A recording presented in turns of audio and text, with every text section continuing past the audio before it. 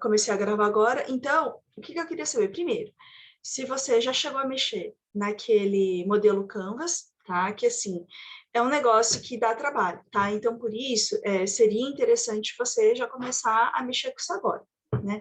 Deixa eu aproveitar que o Matheus acabou de entrar. Ah, tá. Você tá fazendo?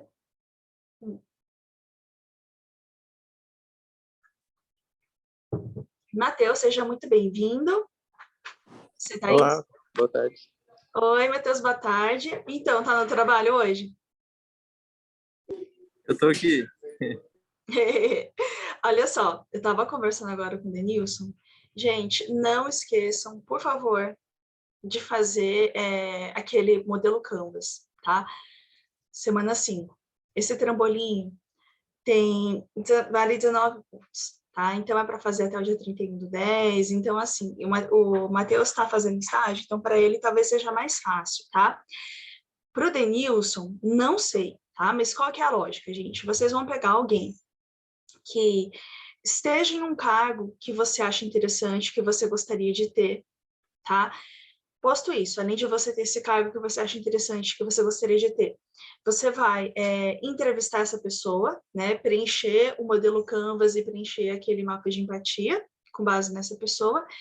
E também vocês vão preencher o modelo Canvas propriamente dito, tá? Então, não é nada de absurdo, é tranquilo, mas assim, é melhor que vocês comecem a fazer logo, tá? Até porque vocês têm que fazer a apresentação, tem que gravar a apresentação, tem tudo isso, tá? Na aula dessa semana, aliás, deixa eu pensar, dessa semana, a reposição da semana passada, na verdade, era a gente falando um pouco principalmente sobre as características do gestor brasileiro, tá? Então, eu vou abrir agora os nossos slides, né, dessa temática específica, e daí eu vou falar com vocês algumas coisas que vocês podem achar curioso. Achei. Que vocês podem achar curioso, provavelmente acharão interessante, tá? Porque diz respeito, na verdade, a nós enquanto nação, né? Então, a gente vai ver em quais medidas os profissionais brasileiros são tão diferentes dos profissionais de outras áreas, tá? E daí, eu aproveito para fazer a vocês um convite. Essa aqui é o material da nossa semana 11, que é a reposição dessa aula dessa semana, de hoje, que a gente está fazendo agora. Então, aqui embaixo eu coloquei 3 capítulos de um documentário, né? Não é nada absurdamente longo, falando sobre a parte do Brasil que foi colonizada, né? É a parte da população brasileira, aliás, que tem influência indígena, matriz lusa, ou seja, matriz portuguesa, e a matriz afro. E aí eu aproveito para perguntar, vocês sabem exatamente de onde vocês vêm? Né? A família de vocês é descendente do quê? É descendente de portugueses, de espanhóis, de turco? Vocês não sabem? Vocês têm alguma noção de onde é que vocês vêm? Denilson está aqui falando que ele é de ascendência italiana. E você, Matheus? Eu não sei, não. Matheus, você provavelmente é algum desses 3 que tá, algum desses 3 que eu mostrei, tá? Então, ó, Matheus, você tá morando sozinho, tá aí tristinho dentro de casa, assiste os capítulos desse documentário que eu acho que você vai gostar, tá? Agora, quanto ao Denilson, ele é de descendência italiana, eu também, tá? Se eu salvo engano, né, pelo que me falam, meu pai já é descendente de japonês e a minha mãe é italiano com alemão. E tem uma coisa que eu acho super interessante, Denilson, é o seguinte: se o Brasil, como a gente conhece hoje, tem indústria, tem escolas, tem uma série de coisas, na verdade a gente tem que agradecer muito ao pessoal que veio da Itália. Porque o que acontece? A população que mais veio para o Brasil saindo de guerra, foram justamente os italianos. Então, no começo do século passado, a maioria das pessoas que vieram de fora era italiana, tá? E aí, essas pessoas, elas vinham da Itália para cá, tentar se estabelecer, tentar ter alguma coisa na vida, E uma coisa que é curiosa destacar é que a Itália, mesmo em guerra, mesmo estando uma zona ao lugar, o governo investia em educação. Então, o pessoal veio para cá, no começo do século passado, para substituir a mão de obra escravizada. E daí, o que é bacana é que eles já vinham para cá sabendo ler, sabendo escrever e sabendo lidar com fábrica, tá? O Brasil não sabia lidar com fábrica, o Brasil não tinha fábrica. Então, pode-se dizer que o que a gente conhece como sendo moderno hoje, a gente só conhece como sendo moderno hoje porque os italianos trouxeram lá atrás, tá? Então, a gente vê que a nossa nação, né, o Brasil, ele não é só uma coisa ou outra, né? Então, por exemplo, no Japão, 99,99999% da população é oriental, não tem mistura, tá? Estados Unidos e Brasil, por causa de migrações, ficaram absolutamente miscigenados, tá? Então, para vocês terem uma ideia, nos Estados Unidos, por volta de 2040, ou seja, que agora a gente está em 2021, parece que 2040 é muita coisa, tá? Mas vocês vão ver que o tempo, na verdade, passa rápido demais. Então, em menos de 20 anos, a maioria da população norte-americana vai ser, na verdade, descendente de hispânicos, ou seja, vai ser o pessoal que saiu daqui da América Latina, da América Central, tá? Então, a maioria da população existente nos Estados Unidos, em pouquíssimo tempo, não vai ser mais descendente de irlandeses, escoceses e ingleses, que nem acontecia tempos atrás. Por que isso? Força migratória, tá? E aqui no Brasil, nós somos muito diferentes de qualquer outro país do mundo, principalmente, gente. Primeiro, vocês já ouviram falar do termo colônia de... deixa eu mostrar aqui uma imagem para vocês. Vocês já ouviram falar do termo colônia de exploração? Uhum. Já. Então, nós fomos colônia de exploração, tá? Então, eu vou fazer um recap histórico, tá? Porque aqui no Brasil, nós fomos absolutamente diferentes dos americanos, tá? Então, aqui, a gente tem uma imagem das colônias norte-americanas. Aqui no Brasil, a gente tinha as capitanias hereditárias, tá? As capitanias hereditárias, elas foram... Deixa eu digitar aqui. Espera um pouquinho, deixa eu procurar aqui uma imagenzinha das capitanias hereditárias para mostrar para vocês. O Brasil foi descoberto, né? E aí, o governo português estava quebrado e não tinha grana, na verdade, para explorar aqui o nosso território. Então, ele basicamente dividiu o nosso território por 11 famílias riquíssimas lá de Portugal, porque a coroa portuguesa não tinha grana para investir, então deu, tá? Só que essas pessoas eram ricas em Portugal, colocaram a mão no bolso, e aí elas teriam que promover todo o desenvolvimento aqui do Brasil, tá? Só que olha só, o pessoal estava feliz em Portugal, né? O pessoal tinha lá em Portugal suas igrejas, suas casas, tinha tudo certinho. Por que eles iriam sair de lá, atravessar um oceano e vir para cá?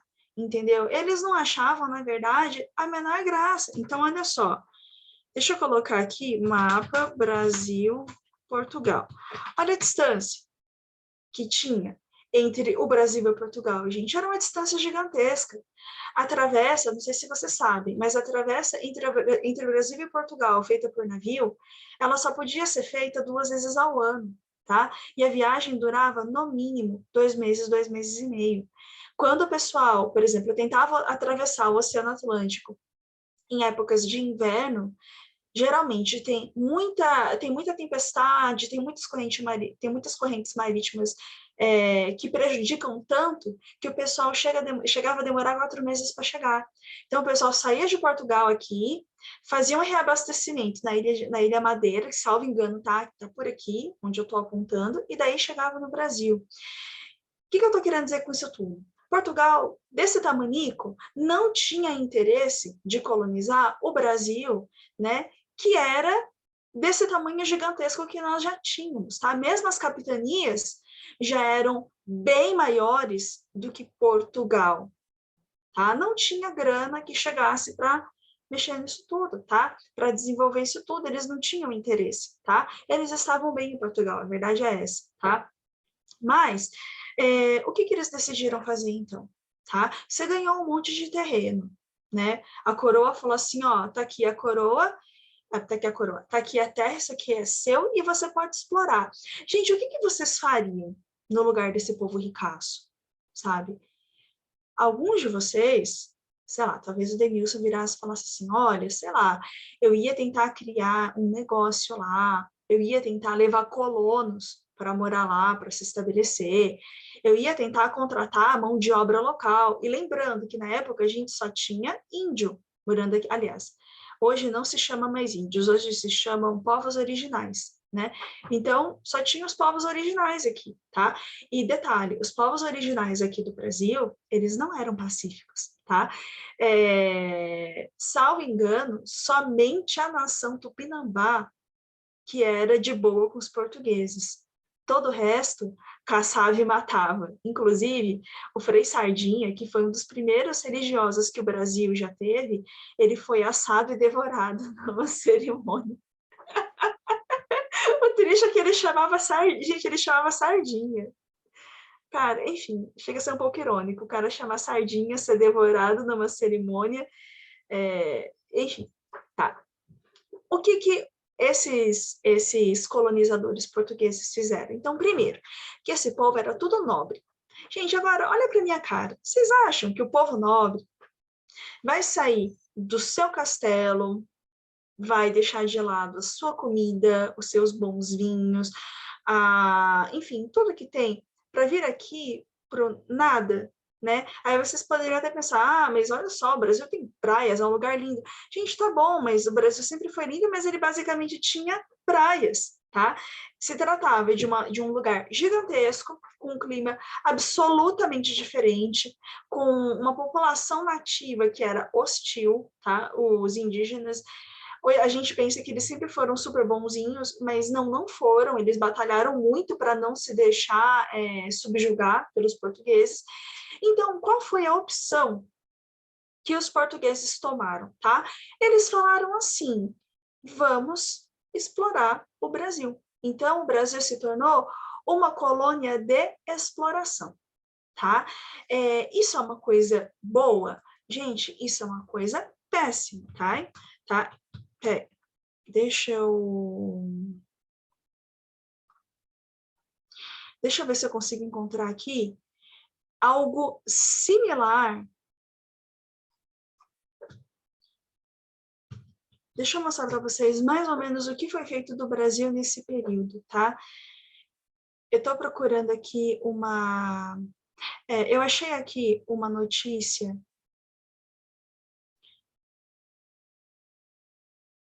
Ó, eu vou abaixar aqui um vídeo rapidinho para mostrar para vocês o que eu estou querendo dizer, tá? Peraí, deixa eu pausar e deixa eu baixar um negócio aqui para mostrar para vocês, que é mais ou menos o que foi feito, o que Portugal fez com o Brasil, tá? Por que eu estou mostrando isso tudo para vocês? Porque não teve espaço de eu falar isso na aula gravada, tá? Na nossa aula gravada, eu estou falando porque é que o Brasil, porque é que o gestor brasileiro é tão diferente dos gestores de outras nações. Bom, e por que nós somos diferentes? Porque nós somos uma nação gigantesca. Então, para início de conversa, nós somos imensos. O Brasil, desde a época das capitanias hereditárias, já era maior do que Portugal. O Brasil, ao longo de sua história, tinha mais português vivendo no Brasil do que morando em Portugal. Tanto é que até hoje, tá? Não sei se vocês conhecem alguém que mora em Portugal, algum português, mas assim, a população portuguesa é envelhecida, não tem cidades, tem tipo umas vilinhas, uma população envelhecida, cidades muito pequenas. Portugal é chamado de o primo rico da Europa, primo rico não, perdão, primo pobre da Europa, porque é um dos países mais pobres da Europa, tá? Só ficou atrás dos antigos países que pertenciam à União Soviética. E o pessoal, eles tinham um sentimento muito, muito complicado em relação ao Brasil, porque eles reconheciam que sem o Brasil, especialmente o Brasil, que era a maior das colônias, Portugal, na verdade, não seria nada, entende? Portugal chegou a ser a principal potência da Europa, assim como hoje é Estados Unidos. Portugal foi durante mais ou menos 200 anos por nossa causa, quando foi descoberto o ouro, tá? Aqui em Minas Gerais. Mas até então, Portugal não era nada, tá? Portugal teve um período econômico muito bom, que durou mais ou menos 200 anos, tá? Foi um período que Portugal realmente dominou a política da Europa, né? E é uma coisa até curiosa, porque a gente escuta falar de reis ingleses, de rainhas francesas, só que, na verdade, a coroa portuguesa era a mais rica da Europa. Tinha muito dinheiro por nossa causa. Só que, mesmo a gente sendo uma nação aliás, uma colônia extremamente rica, Portugal nunca nos viu como um lugar em que dava para você desenvolver, para você existir, tá? Qual foi o outro modelo de colonização que existiu, gente? O outro modelo de colonização que existiu foi o modelo de colonização dos americanos, tá? E aí, eu preciso contar uma coisa para vocês. Deixa eu baixar aqui um outro vídeo que eu quero baixar para vocês. Espera aí.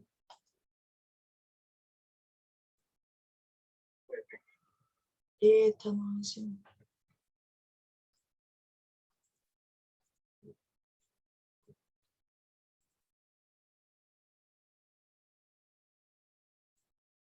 Tô baixando de outro lugar, porque eu acho que de outro lugar vai dar mais certo do que baixar do lugar onde eu tava pegando, tá? Mas, enfim, o que foi que aconteceu, gente, com a colonização norte-americana? A colonização norte-americana, ela foi completamente diferente, tá?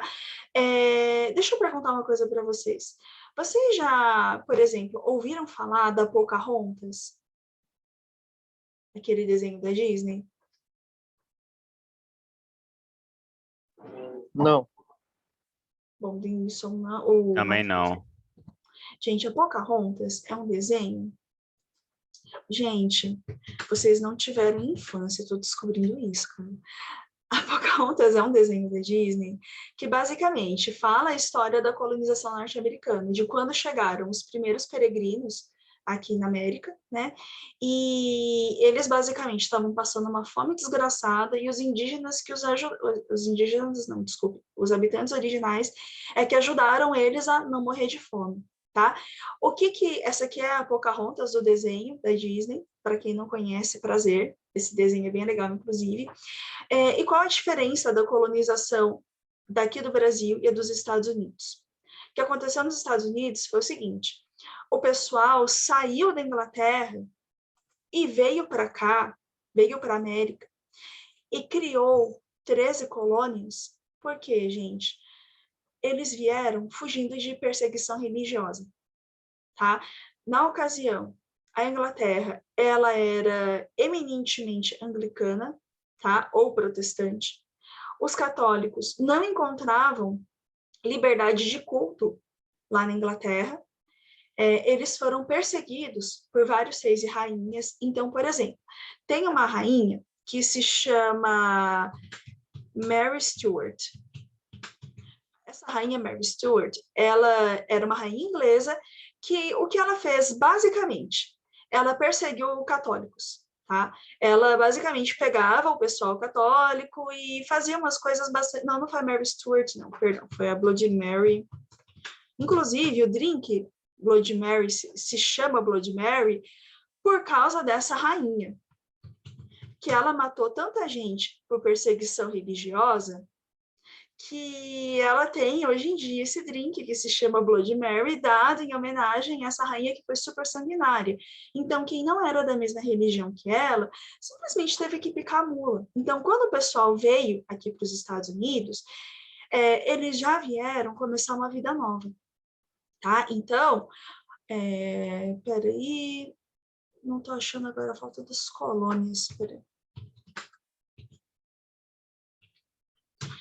O pessoal já chegou aqui na América, basicamente instalando já de saída, criando universidades, criando fábricas.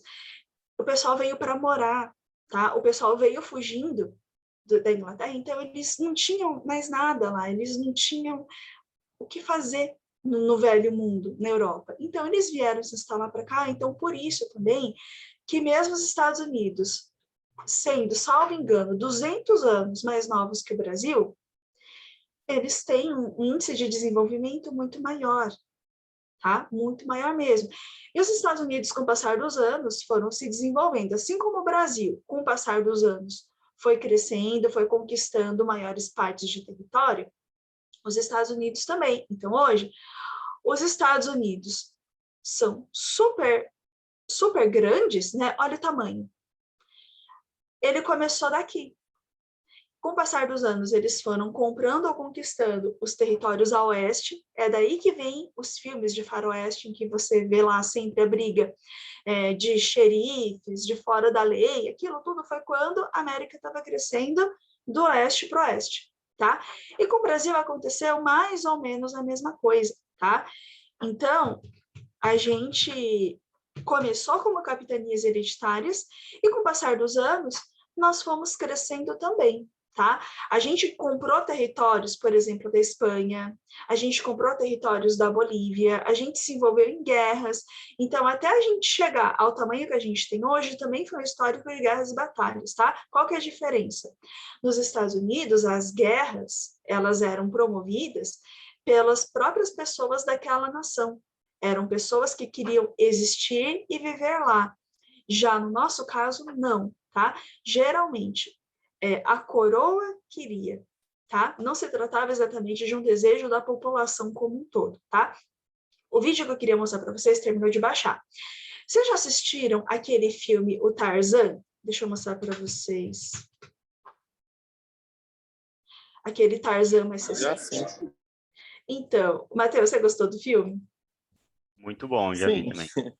Cara, esse filme é uma versão romantizada do que aconteceu com o Congo belga, tá? O que aconteceu com o Congo belga é mais ou menos o que os portugueses fizeram com a gente, por volta de 1500, tá?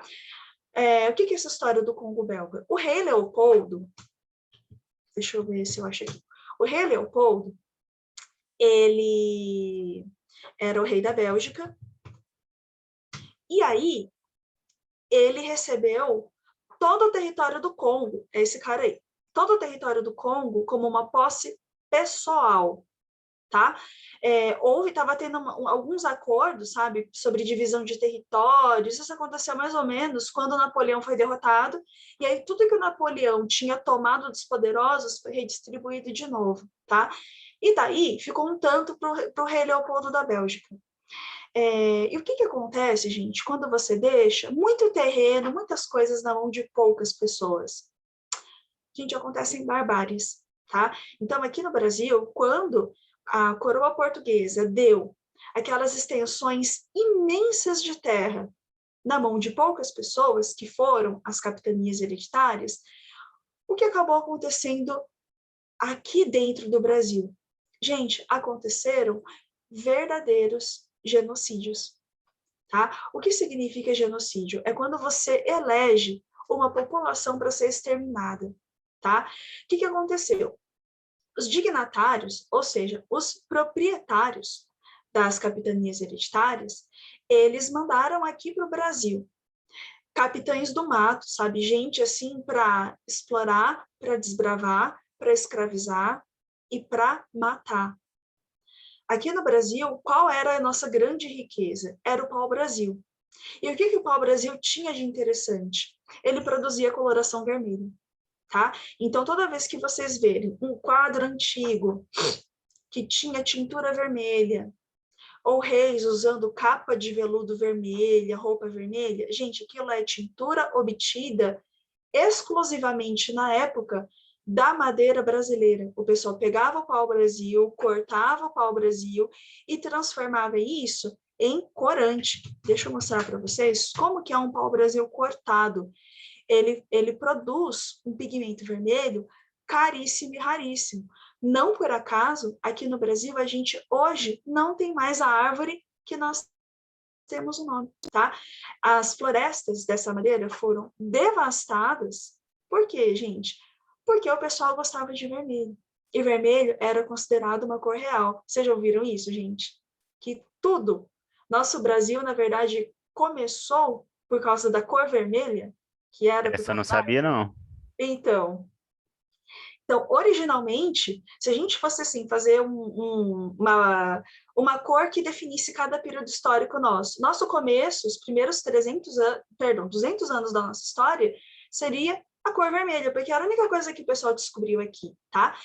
Por que o pessoal não descobriu que tinha ouro em Minas Gerais? Porque lembra que eu falei para vocês que os portugueses mandaram um capitão do mato para escravizar, para matar, para pegar os índios, né? Com isso, eles foram expandindo território adentro.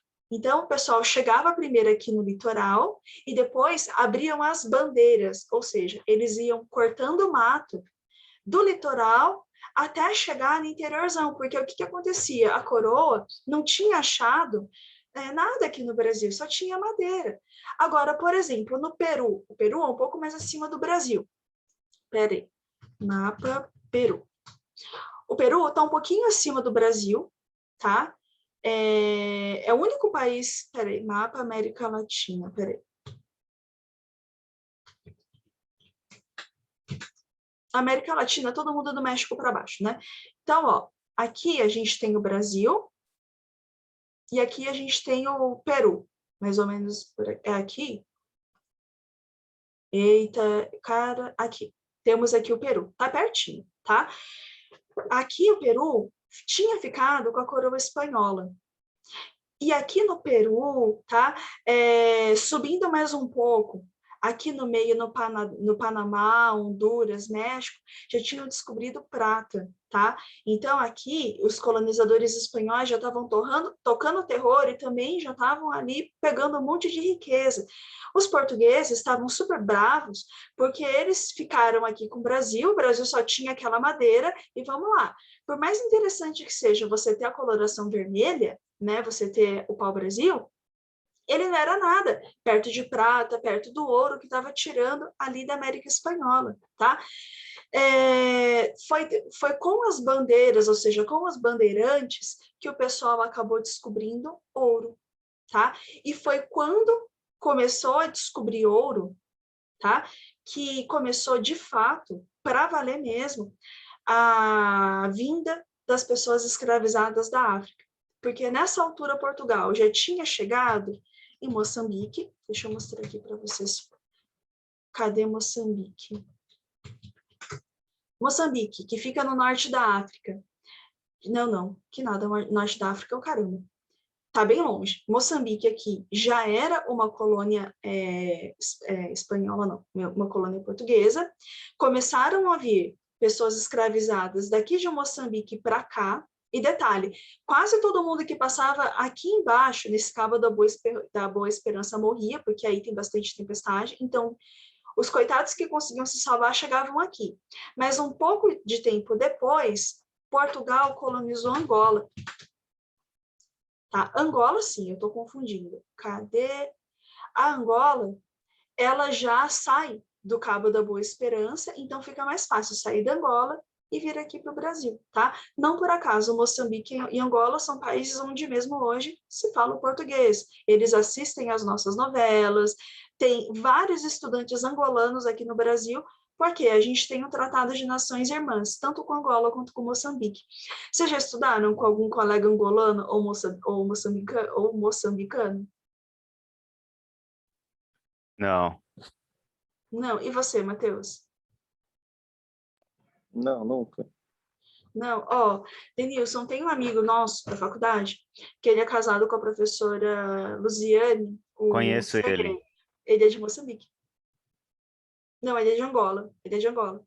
É isso que Então, eu ia falar, ele é de Angola.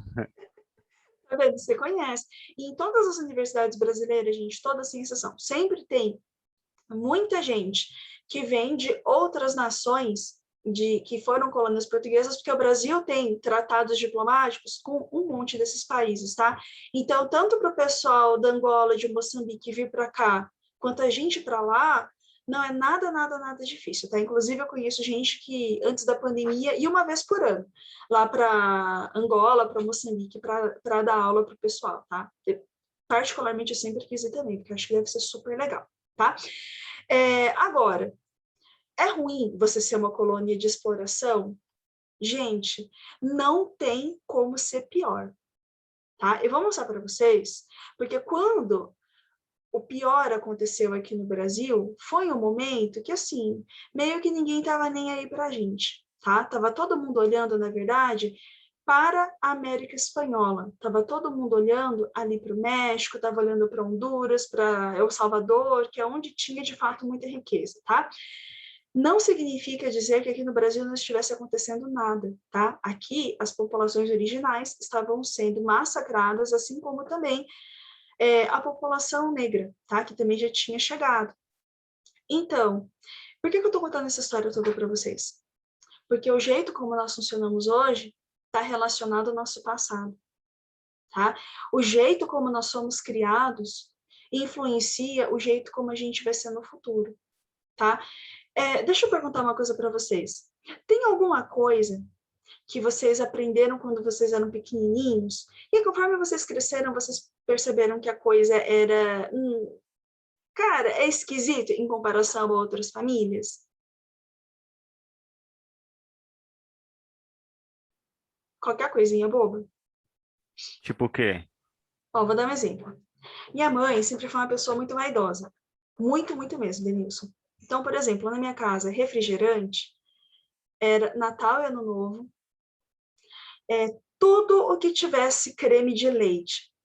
Minha mãe, ela achava creme de leite engorda. Eu nunca comi, nunca, estrogonofe na minha casa. Nunca. Requeijão? Nunca. Catupiry? Nunca. Bacon? Nunca. Lanche que a gente pede, hambúrguer, não sei o quê? Eu fui comer na faculdade, tá? Então, por exemplo, eu comi pela primeira vez na vida estrogonofe, eu tinha 26 anos. E hoje é um dos meus pratos favoritos, né? E esses hábitos acabaram ficando comigo. Hoje eu não sou uma pessoa que come muito lanche, ou toma muito refrigerante, ou come muito creme de leite, porque eu fui ensinada com um padrão alimentar que é diferente de outras famílias. Tem alguma coisa assim com vocês?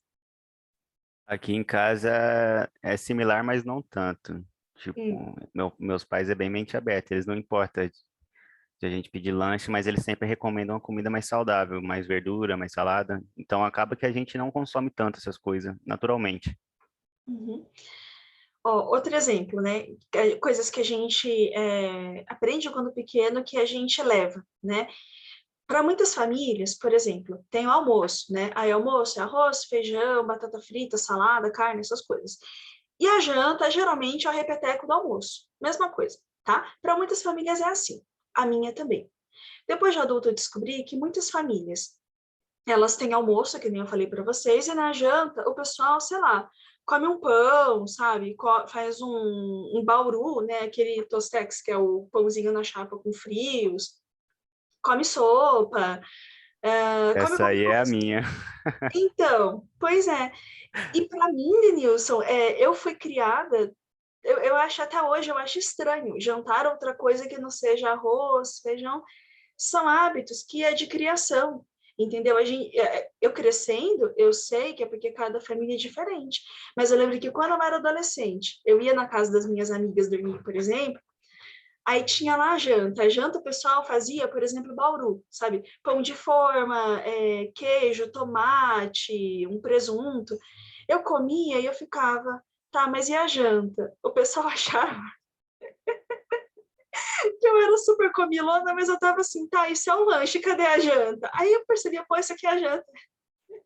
Porque cada família é É, de um jeito. eu Já...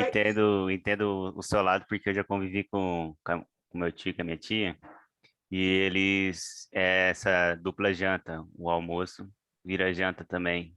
Uhum, Aí eu estranhei, só que o contrário, né? uhum, exatamente. Quer outro exemplo? Por exemplo, mas aí são coisas que não tem jeito. Você vai descobrindo, né, que o jeito como você é criado não é do mesmo jeito dos outros, né? Minha família é de descendência metade japonesa e metade italiano-alemão, né? Então, por exemplo, na minha família, as mesas, toda a minha família, tá? Pai, mãe, tio, avô, todo mundo. Mesa assim, como é uma mesa, as mesas são assim retangulares, são mesas retangulares, E aí, nas pontas, quem senta na mesa sempre? O pai e a mãe, tá? Então, em uma ponta da mesa na minha casa senta meu pai, na outra ponta da mesa senta minha mãe, e ninguém senta no lugar deles. Ninguém, tá?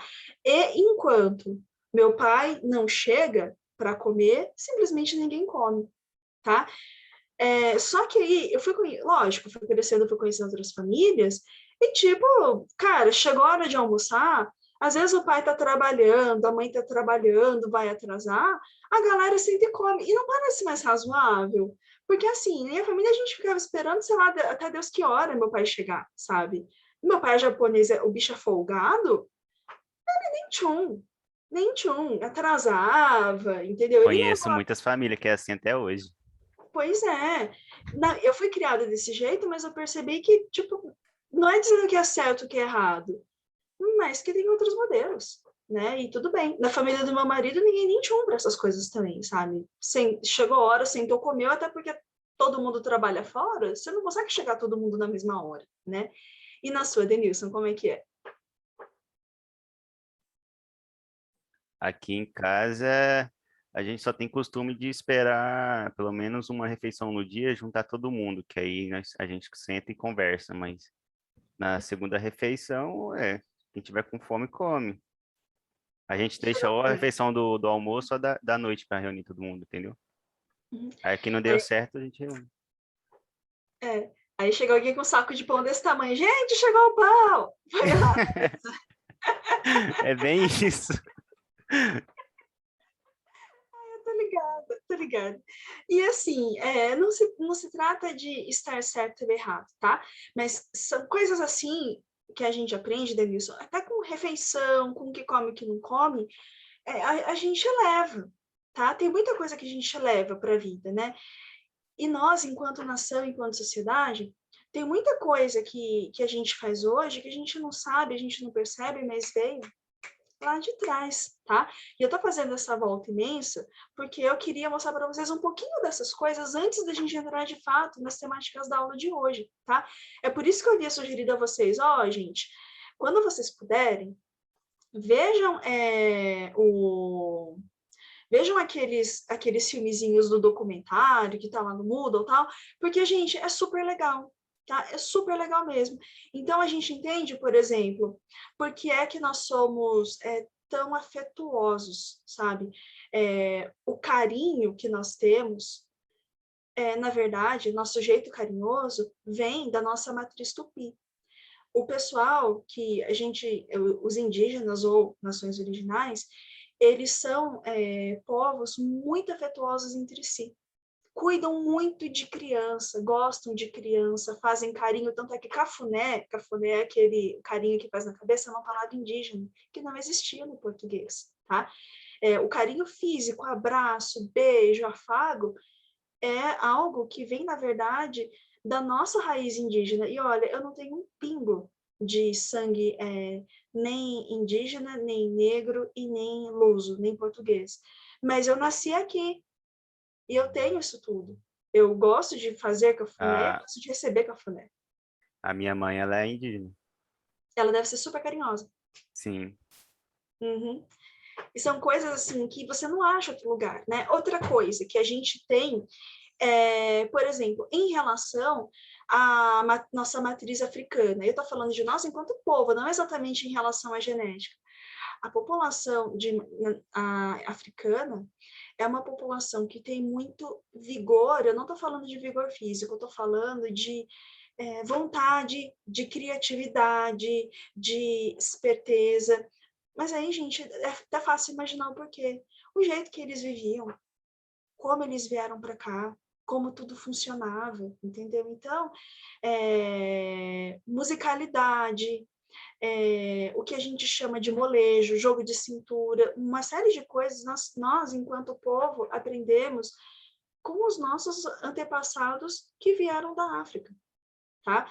Essa alegria, essa resiliência, jogo de cintura, e de novo, ainda que eu não tenha uma gota de sangue africano, eu nasci e fui criada aqui. Então, isso também faz parte de mim, tá? É por isso que, por exemplo, não aqui tanto no Brasil, mas, por exemplo, muitas pessoas se incomodam. Por exemplo, vamos supor que eu fosse uma menina bem japonesa, sabe? Bem japonesa mesmo, enfim, é que eu não pareço nada, né? Mas vamos supor que eu fosse bem mestiça. E aí, nos Estados Unidos, tem muita gente que é xenófoba. Xenófoba é a pessoa que tem preconceito com nacionalidade ou etnia, tá? O pessoal chega e fala para você, volta para sua casa, volta para de onde você veio. Mas, gente, a pessoa nasceu lá, do mesmo jeito que eu nasci aqui, tá? Eu posso não ter uma gota de sangue português, ou preto, ou indígena, mas eu nasci aqui. Todo esse caldo cultural também me pertence. Eu gosto tanto de feijoada quanto vocês, né? Eu gosto tanto de carnaval quanto qualquer outra pessoa, e eu sou tão afetuosa quanto qualquer moça indígena seria também, tá? E a nossa matriz lusa, ela trouxe coisas que algumas são muito interessantes, tá? Por exemplo, respeito à hierarquia. O que é isso? Vocês já ouviram aqueles ditados do tipo, manda quem pode, obedece quem tem juízo, né? Ou então, coisas como respeite o seu pai, respeite a sua mãe, né? Isso é de herança luso, tá? Mas parte é boa, não é ruim você respeitar pai e mãe. Não é ruim você respeitar o seu chefe, não é ruim você respeitar um diretor, não é ruim, tá? Mas tem uma diferença gigantesca entre respeito e medo, tá? A cultura luso, cultura portuguesa, ela age muito com base na coerção, com base na força. Então, é diferente do respeito conquistado de formas mais dialogadas, né? Tanto eu não sei se vocês têm avô mais velhinho, avó mais velhinho, tio-avô, mas, por exemplo, para muitas famílias, por exemplo, seu pai, por exemplo, chega o Matheus para a mãe dele e fala assim, ô mãe, agora não, porque o Matheus está morando sozinho, está pagando as contas dele já adulto, tá? Mas o Matheus, ele jovenzinho, uns 15 anos, ele pergunta assim para a mãe dele, ô mãe, eu posso ir para a casa do Denilson para jogar videogame? A mãe do Matheus vai falar, não, você não vai. Aí o Matheus vai perguntar, mas mãe, por que eu não posso ir? O Denilson é um moço bom, ele é bacana, a senhora conhece a mãe, não sei o quê. A mãe do Matheus fala, por que não? Porque eu tô mandando. Aí o Matheus fala, mas mãe, não é assim, por que não? Porque eu tô mandando. Me explica, eu quero saber por que é que eu não posso ir. Tem algum motivo específico? A senhora tá precisando de mim para alguma coisa? Isso é normal, entende? Eu acho que não tem nada demais explicar por que sim ou por que não, né? Mas isso eu penso, e eu acho que vocês dois podem pensar assim também. Mas para alguma avó mais antiga, o simples fato do Matheus perguntar, mas mãe, por que não? Tem algum motivo específico? A avó já falar, que moleque respondão, fica aí de crista, fica não sei o quê. E na verdade, coitado do Matheus, ele não está desafiando ninguém, sabe? Ele não está sendo desrespeitoso, ele não... Eu já rodei com a dessa aí. Como que foi? Quando mais jovem, eu dei uma. Sim, ela entendeu como uma resposta, mas não foi, sabe? E aí acabou que tomei umas palmadas, né? Comigo acontecia direto. Eu perguntava, você não vai, não sei o que lá, para casa de fulano? Assim, né, a questão não é nem não ir, tá? Lógico que a gente queria ir, mas por quê? Sabe? E aí, o que acontece? Para quem é mais antigo, só você perguntar, e perguntar não ofende, tá? Essa é uma pergunta, né? Tá respondendo, que respondam, que não sei, gente, não é isso, calma, tá? É isso, você vai perceber, Denilson, que mesmo você sendo de descendência italiana, sua avó, sua mãe, seu pai, de repente poderiam pensar desse jeito. E por que isso, gente? Porque todo mundo aqui, sua avó, sua mãe, nós nascemos aqui no Brasil, tá? Então, ainda que você não tenha uma gota de sangue português, tá? Você tem isso entranhado. Você acaba aprendendo com a sociedade, tá? Quer outro exemplo? Antigamente, uma coisa assim que, de novo, eu não sou mãe, eu não tenho ideia do quanto é difícil ter ou não ter filhos, eu tenho gato, tá? E até gato eu acho difícil criar, porque os moleques são, ai meu Deus do céu. Eu tenho 10 ainda, eles são do caramba. Bom, E o caso é que tem gente que fala assim, ó, que meu pai, de olhar para mim, eu já sabia. Tipo, ai, gente, credo. Esse aí deve ter apanhado bastante. Ai, gente, que dó. Eu não acho isso legal, sabe? E a minha mãe, coitada, ela falava essas coisas da mãe dela, sabe? Que, de olhar, que não sei o quê. E, de fato, a minha falecida avó, ela foi uma mãe. Ai, credo, ela assim, descia a mão na minha mãe, coitada, não, sei lá se precisava de tanto, né? Já minha avó japonesa sempre foi super, assim, querida com os filhos, né? Enfim. E esse documentário é bom para mostrar por que é que nós somos tão diferentes, tão assim, né? E também por que é que a gente sofre tanto quando a gente vai para outros lugares, né? Então, por exemplo, vamos supor assim, que eu peça para vocês algo, tá? Então, a gente está numa sala de aula, estamos nós três na sala de aula, e de repente me dá um soluço desgraçado, tá? Eu vou falar assim, por exemplo, para o Matheus. Ô, Matheus, com soluço, né? Por favor, na parede. Matheus, pega água para mim. Ó, eu não precisei falar por favor. Eu falei, Matheus, pega água para mim. O próprio jeito, a entonação, fica patente para a gente que é um pedido, entende? A delicadeza, o pedido está na entonação. Eu não pedi, por favor, Matheus, pega água para mim. Eu falei, Matheus, pega água para mim, né? E esse timbre, né, que a nossa língua mãe tem, né, as pessoas não percebem. Então, por exemplo, tem algumas pessoas que eu conheço que estão morando, por exemplo, na Alemanha, estão morando em Portugal, que eles estranham um pouco o tom formal, que tudo tem que ser, por favor, você poderia, por favor, não sei o que lá. São termos que a gente não usa, né? A nossa entonação, o jeito da gente falar já substitui, tá? Mas até agora eu tô falando, né, que tem coisas que a gente aprende da nossa nação, dos povos que constituíram o nosso país, que são coisas que ficam, né? Que estão dentro da gente, a gente nem percebe, tá? Tem coisas boas e tem coisas ruins. E aí eu vou falar de coisas horríveis, tá? Eu comentei com vocês do rei Leopoldo, tá? Consegui baixar o videozinho agora e eu vou mostrar para vocês o que o rei Leopoldo fez no Congo belga. Eu vou ter que parar aqui a gravação porque não, né, não posso subir essa aula depois com gravação de outra coisa. E vocês vão ver por que tem registro do que o Leopoldo fez lá no Congo? Porque foi em 1800 e pouco. Quando isso tudo aconteceu com a gente, foi em 1500, 1600. Gente, 1500, 1600, ficou elas por elas, tá? Então, assim, a gente sabe, a gente tem registro histórico de que aconteceram coisas muito ruins aqui no Brasil, mas não tem livro, mal tinha europeus aqui, então se perdeu no tempo. Mas a gente sabe que o que aconteceu aqui foi mais ou menos o que aconteceu lá. Eu vou pausar aqui e vou mostrar. Pessoal, você já tinha ouvido falar do rei Leopoldo do Congo belga? Eu não. Não. Aquele filme, na verdade, toda a história do Tarzan, né? Inclusive esse filme mais recente. Ô, Matheus, acho que você não tinha assistido ainda. Vai na Netflix, que esse filme tá lá. Ele é super bacana.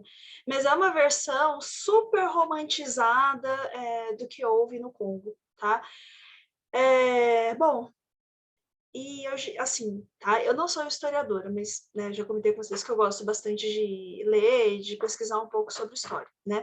E esse vídeo do canais Fatos Desconhecidos, eu só mostrei para vocês mesmo, porque ele era o mais rápido, tá? Mas tem coisas, assim, super legais do Rei Leopoldo no Nerdologia, que é um canal super bacana, que é bastante científico, tem fontes, assim, mais corretas. Eu vou até colocar aqui no nosso chat duas sugestõezinhas. Deixa eu pausar aqui. Em linhas gerais, por que a gente não escuta falar muito do Rei Leopoldo?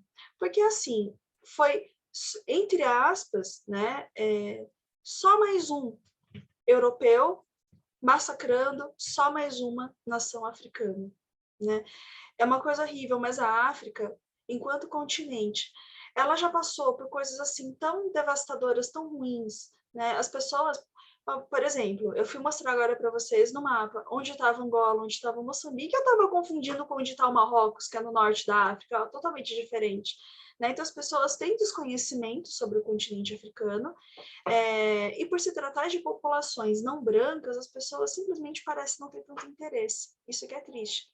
E olha só, esse é o nosso ponto de vista. Em algumas medidas, dizem, né, que é dado de ponto de vista europeu, ou seja, nossa raiz lusa, né? E aqui no Brasil, que eu comentei com vocês, eu já vi alguns, não relatos, né, alguns estudos falando que isso que foi registrado, que aconteceu no Congo belga, aconteceu aqui também, tá? Então, aqui também existiu perseguição, tentativa de escravizar os povos originais. Tudo isso que aconteceu no Congo belga aconteceu também aqui ao longo de 200 anos, tá? Por que vocês acham que ainda hoje existem tribos indígenas que são totalmente isoladas, que não têm o menor contato com o homem branco, que estão lá escondidas no meio da floresta?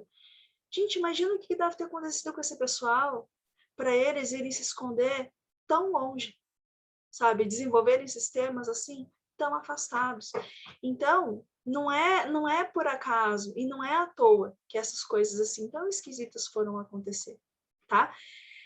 Agora, sem mais delongas, vocês depois vão ter a oportunidade de assistir a aula, tá?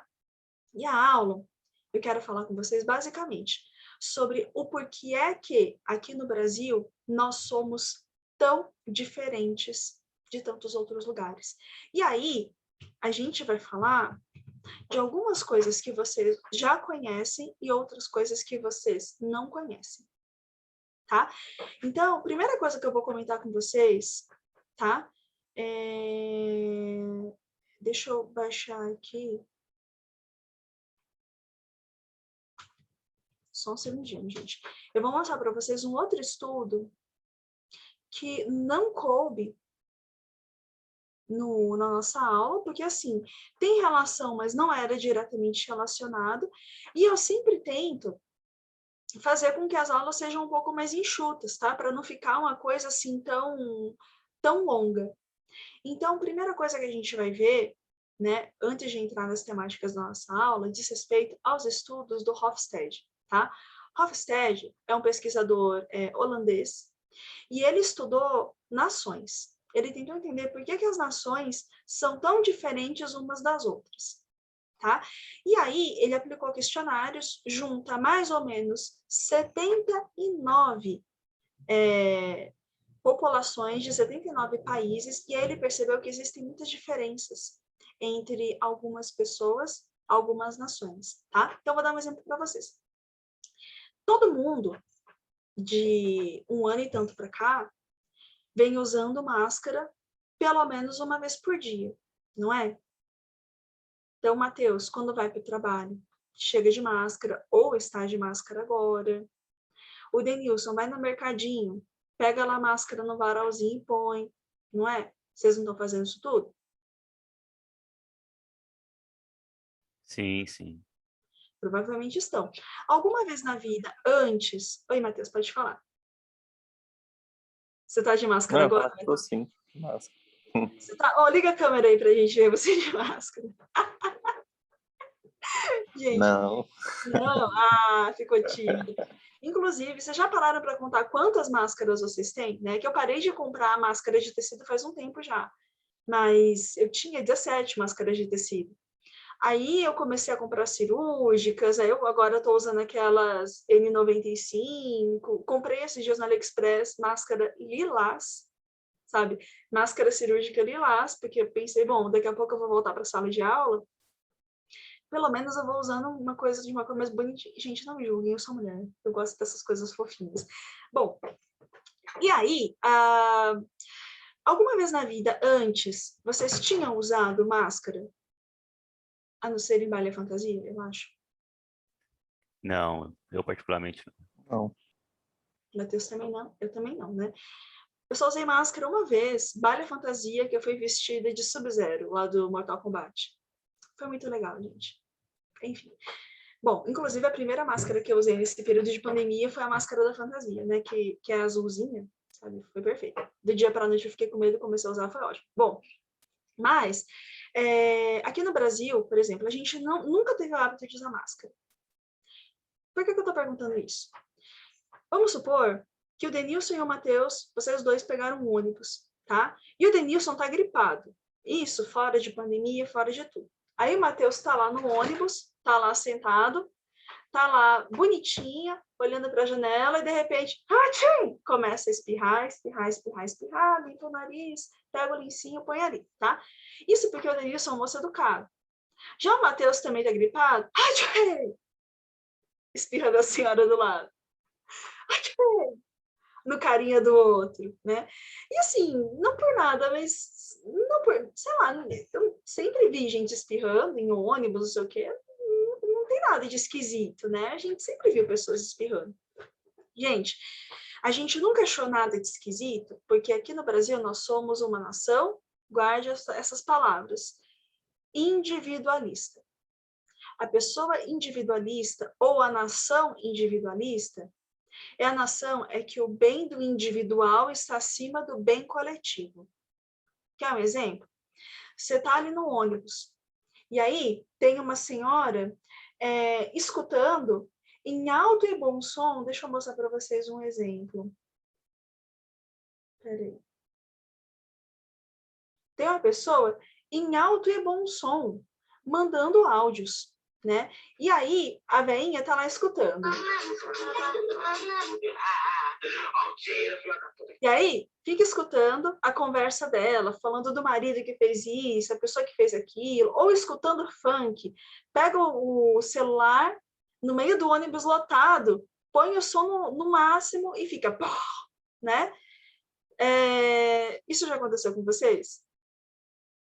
Gente escutando áudio, falando muito alto, telefone tocando, escutando música, ou tudo isso junto dentro do circular? Se não acontecer com vocês, gente, meus parabéns. Mas, o que eu só quero dizer com isso? Aqui no Brasil, a gente tem, né, esse tipo de conduta de não usar máscaras, assim como também a gente não liga muito para o barulho que a gente vai trazer para outras pessoas, assim como a gente, por exemplo, sei lá, vai para a ginástica e muitas vezes não limpa depois o aparelho para outra pessoa usar. São condutas consideradas individualistas. E aí vamos falar um pouquinho de pandemia. Vocês já pararam para pensar por que é que as medidas restritivas adotadas no Japão foram menores do que as medidas restritivas adotadas no Brasil? E nos Estados Unidos e em vários países europeus? Vocês já ouviram falar disso? Repete a pergunta, por favor, que travou aqui. No Japão, com a pandemia, as medidas restritivas adotadas, né, de lockdown, de fechamento de tudo, foi em menor número e em menor abrangência do que Brasil e Estados Unidos. Vocês sabem o porquê? Não. Talvez por causa da disciplina? Exatamente. A população japonesa é extremamente disciplinada. Então, quando começaram a surgir os primeiros casos de Covid, o que acontece? A população japonesa ela é coletivista. Então, para preservar o coletivo, a população parou de sair. E, mesmo antes de pandemia, se você mora no Japão, você fica gripado, você usa máscara. Entende? Se você está resfriado, você usa máscara. Então, máscaras já fazem parte da cultura japonesa, tá? Assim como, por exemplo, você não falar alto ao celular, assim como o celular não fazer barulho, assim como você não ficar escutando funk no último volume dentro do metrô. Quer um exemplo extremo? Eu tenho uma prima que nasceu no Japão, tá? Filha de pai e mãe, descendente de japoneses.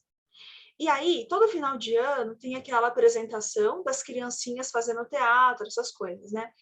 Na primeira apresentação da minha prima, ela tinha 3 aninhos, tá? Meus tios foram assistir minha priminha, ela fazendo teatrinho. Quando terminou, eles bateram palma, filmaram. Eles foram convidados a se retirar.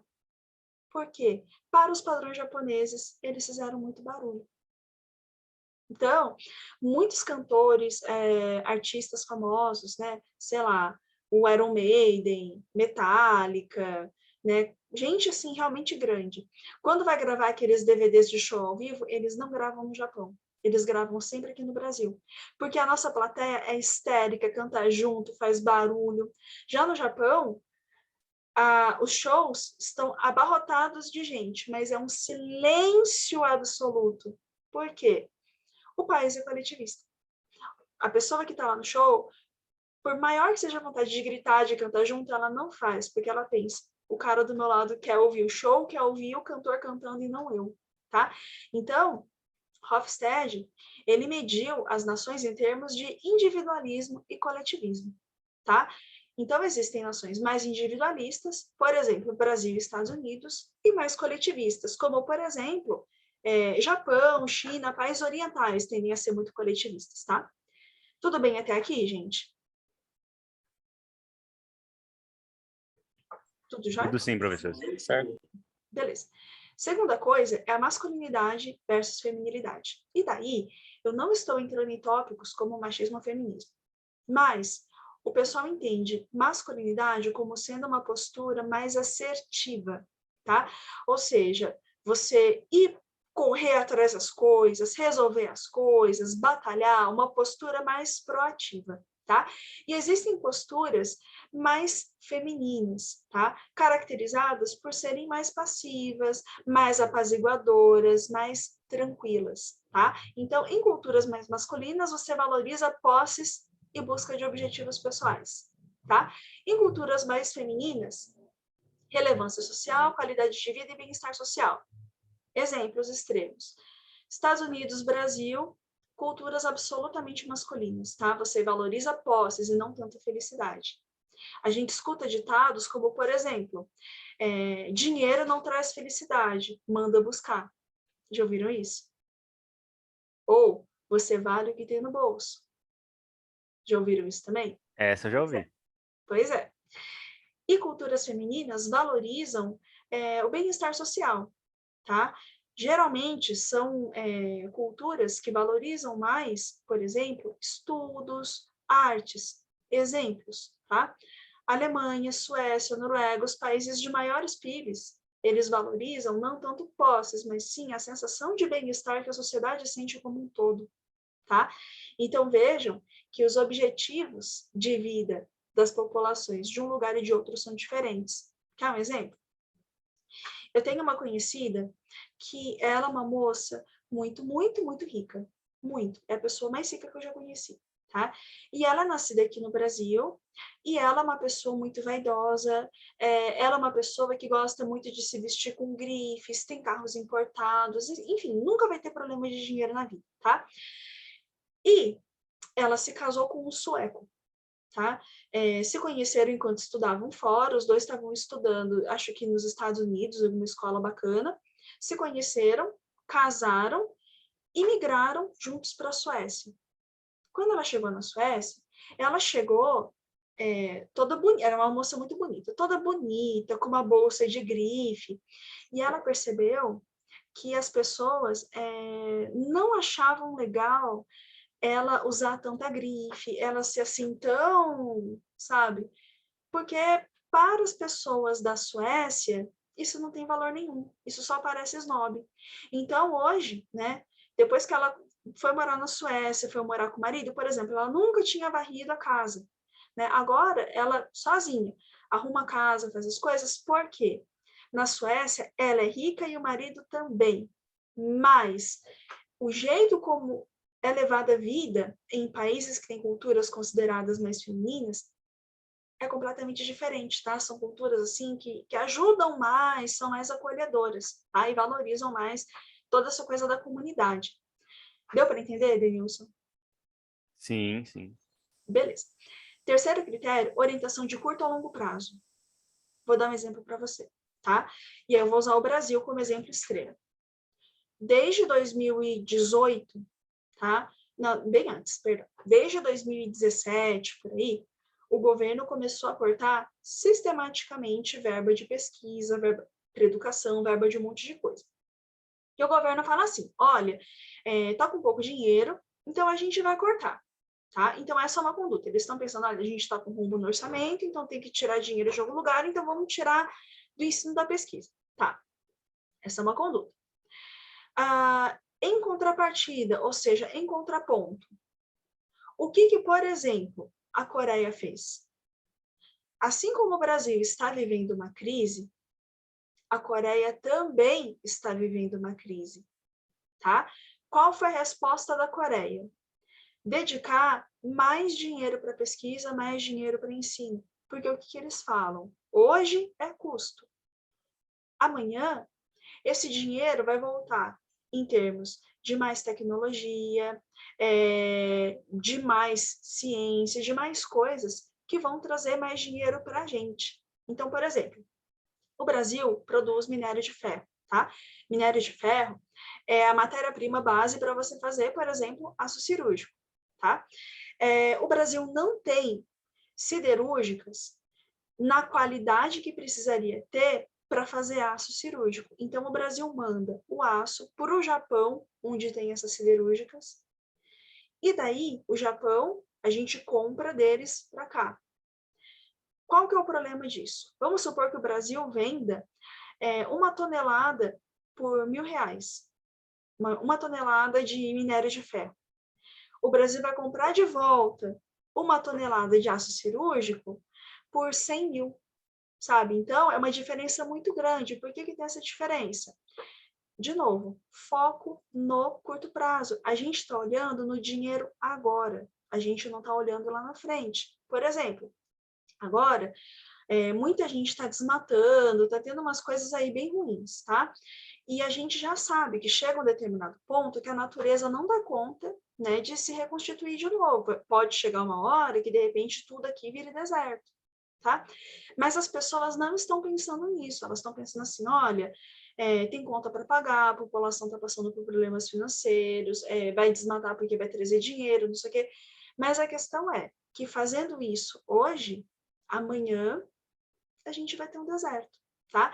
Então, essa diferença de ponto de vista que a gente vê, tanto em termos, por exemplo, de escola, quanto, por exemplo, em termos de critérios ambientais, é a orientação de curto e longo prazo, tá?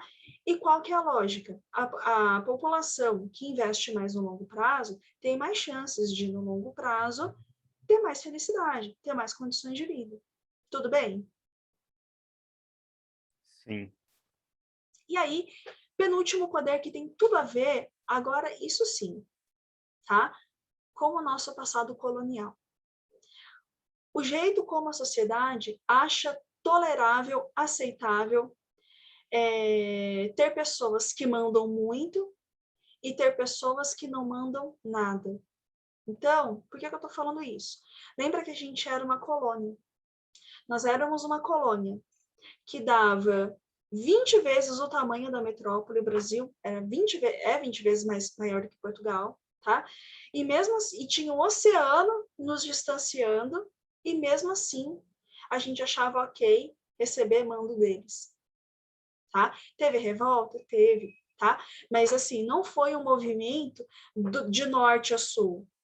Para você ter uma ideia, quando o Império caiu, quando Dom Pedro II foi destronado, não foi a população que pediu, foi um golpe militar, foi uma coisa assim de muita pouca gente, na verdade, que pediu. Então, historicamente, o Brasil, ele aceita, né? E assim, vamos supor, né, vamos usar como exemplo a queda do Império, que tivesse tido um golpe militar, se eu não me engano, foi o Marechal Deodoro da Fonseca, ele fez o golpe, e vamos supor que a população não aceitasse ser mandado por pouca gente. O que a população faria?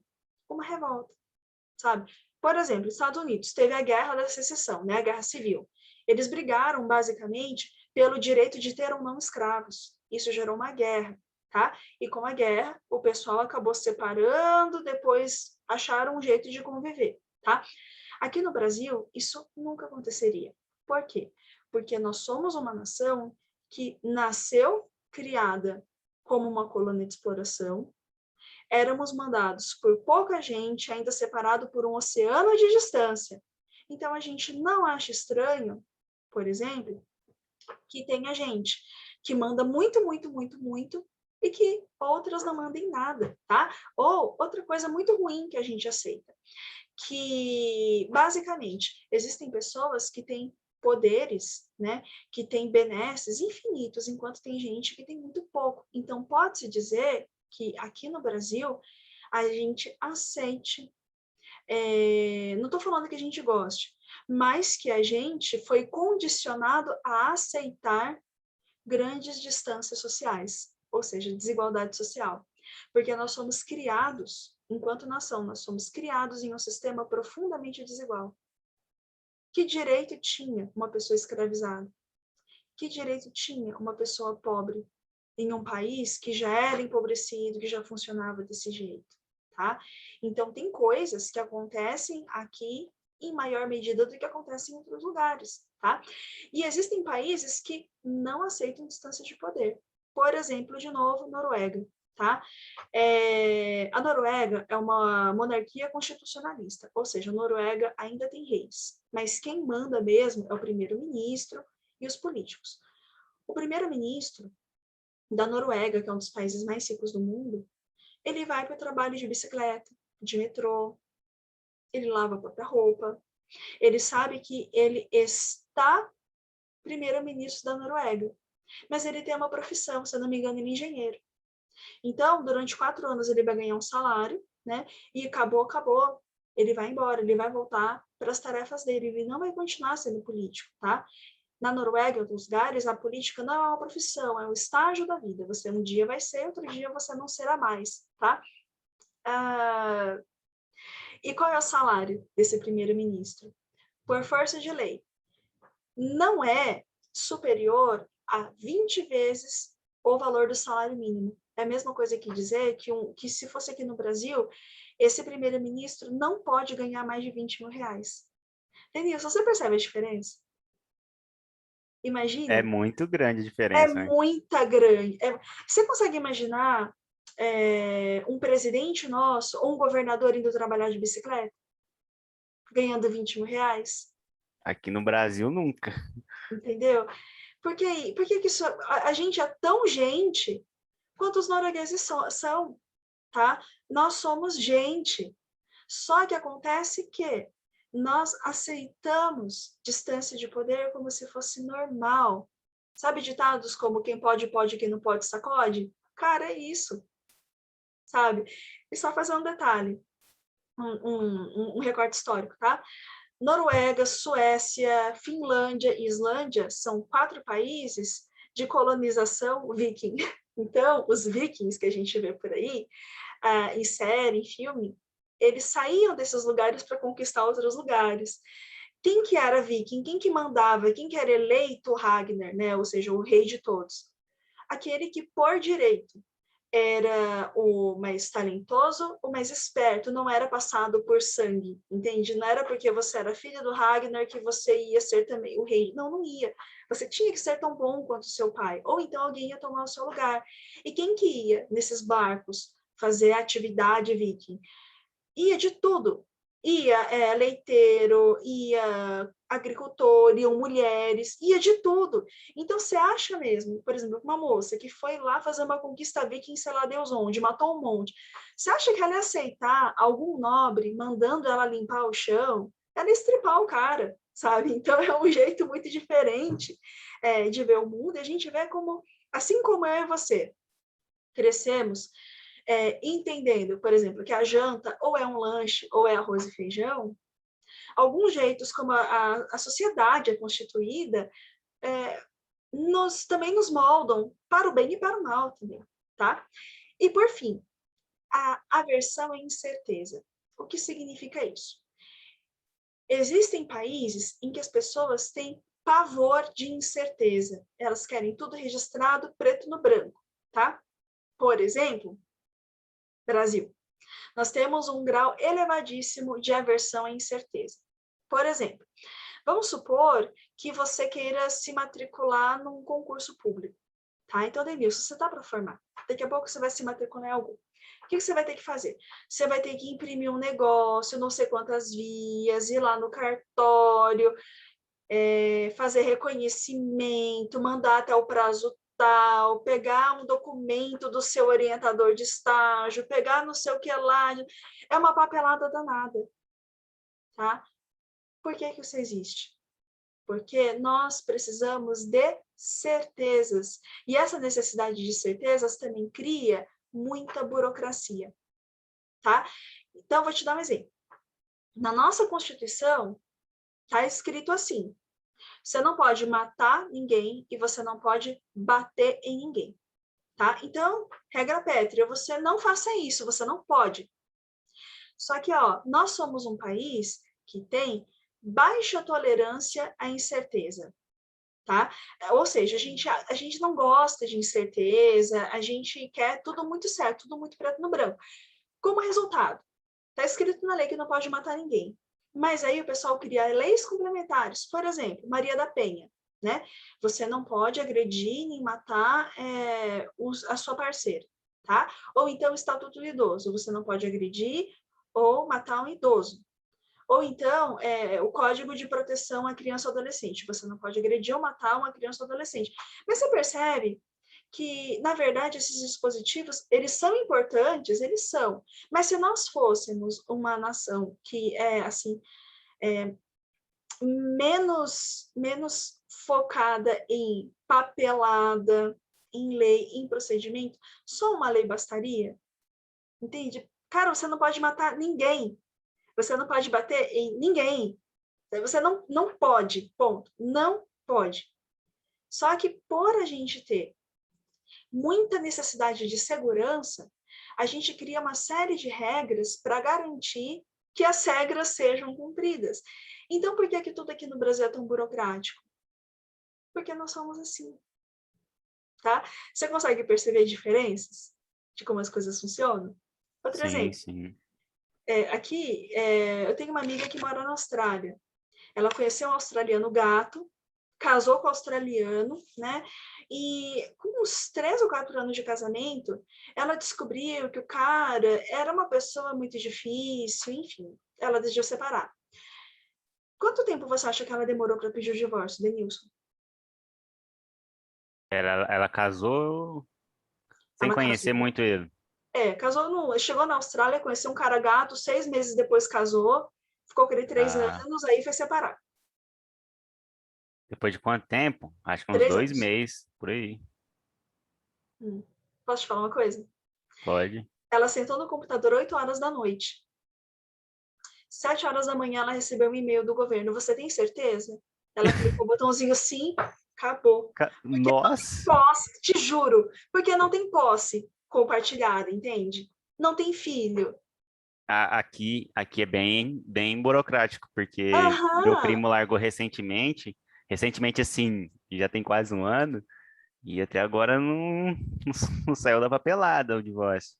exato. Né? Agora, é óbvio, na Austrália, se tivessem bens, ia demorar um pouco mais? Ia. Você tem ideia de quanto mais demoraria caso tivesse posses envolvidas no meio? Ah, pelo menos uma semana, né? Uns, Nesse caso, com posses, em média, de 4 semanas a 2 meses. bem rápido, Entendeu? É muito bem rápido. rápido. E a justiça vai lá, determina, pum, pum, acabou, acabou, cada um vai para o seu lado. Entendeu? Então, por que com a gente demora tanto? Basicamente, porque nós, enquanto sociedade, a gente precisa de instrumentos. Então, cartório, juízes, tem toda uma estrutura, todo um aparato que a gente fala, cara, mas para que não sei o quê? Porque nós somos uma nação que gosta de certezas, entendeu? Por gostar de certezas, você fica criando dispositivos legais para garantir que tudo dê certo, tá? Por que nós no Brasil somos desse jeito, tá? Em linhas gerais, né, o Hofstede, nesse quadrinho que eu mostrei para você, explica isso, né? E a segunda parte, por que nós somos tão diferentes? Tem a ver com os tópicos do Sistema de Ação Cultural Brasileiro, que é o que vocês depois vão ter a chance de assistir, de ver, que assim, nós somos uma nação e um povo que não tem igual. Você já ouviu o termo brasileiro tem que ser estudado? Demais. O pessoal fala que Então, tem que ser estudado pela NASA ainda, não é? nesse pior é que é verdade, tá? Mas olha, eu vou te dizer, não é porque eu sou brasileira, Não é isso, tá? Mas, na verdade, por mais que pareça, é que a gente está aqui no Brasil, a gente tem um negócio que chama síndrome de vira-lata, ou seja, a gente acha que tudo que norueguês faz é melhor, tudo que japonês faz é melhor, americano é melhor, balela, tá? Eu mostrei até agora coisas que algumas são boas, outras são ruins. O ponto é, no frigir dos ovos, no saldo geral da salada, eu acho que a nossa população, a nossa cultura, quem nós somos, na verdade, bem legais, tá? Eu acho que nós somos uma nação incrível, uma nação unida. Até hoje não teve briga religiosa. Agora está dando um pouco de picuinha política, mas por que está dando briga de picuinha política? Porque a gente nunca brigou de política. Nunca, tá? É que nem casal que nunca brigou. A primeira briga que vai dar um pega para capar, sabe? Lá, sei lá, na França, o pessoal briga por causa de política desde que os reis caíram, na época do Napoleão, tá? Então, é um tempo, né, para a população encontrar o seu meio termo, né? Que, olha, fulano é, sei lá, de direita, Beltrano é de esquerda, tá bom, tanto faz, né? Entendeu? Leva um tempo até você aceitar essas coisas, porque disputas políticas e conversas políticas, para a gente, é um fenômeno novo, então é lógico que vão ter exageros, que vai ter até um certo grau de fanatismo. Mas vai passar também, sabe? Mas tirando esses problemas, a nossa população, na verdade, ela é bem legal. Ela é muito mais legal.